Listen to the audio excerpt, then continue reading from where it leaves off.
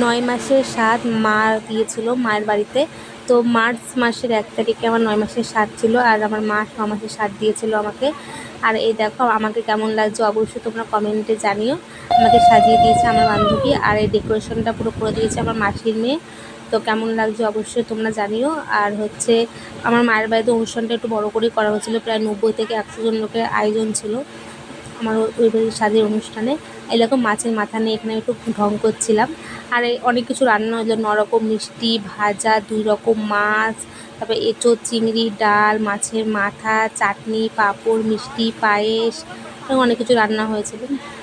তো কেমন লাগছে আমাকে তোমরা অবশ্যই জানিও। আর মার্চ মাসের 1 তারিখে হচ্ছে আমার স্বাদ হয়েছিল, আর 17 তারিখে আমার মেয়ে হয়েছিল। তো এই দেখো, তো একটা সত্যি কথা যে তোমাদের সঙ্গে শেয়ার করছি এই ভিডিওর মাধ্যমে। আমি মনে করি সবাই কিছুটা হলেও একটু আন্দাজ, আমি শুরুর থেকেই আমি মেয়ে চেয়েছিলাম যে আমার একটা মেয়ে হোক, আর ভগবান আমাকে সেই মেয়েটাই আমাকে উপহারে দিয়েছে, তো আমি খুব খুশি। আর এই দেখো, তো কেমন লাগছে আমাকে অবশ্যই তোমরা কমেন্টে জানিও। তো ভিডিওটা দেখো।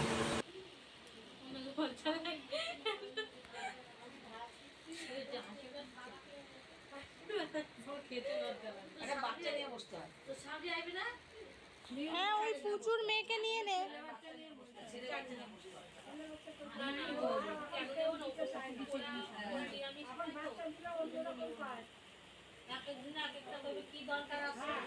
সবাই সমান না, নিজের ঘর লোকই দিতে হয়। না না, যদি দেওয়ার ভাষণে থাকতো তাইলে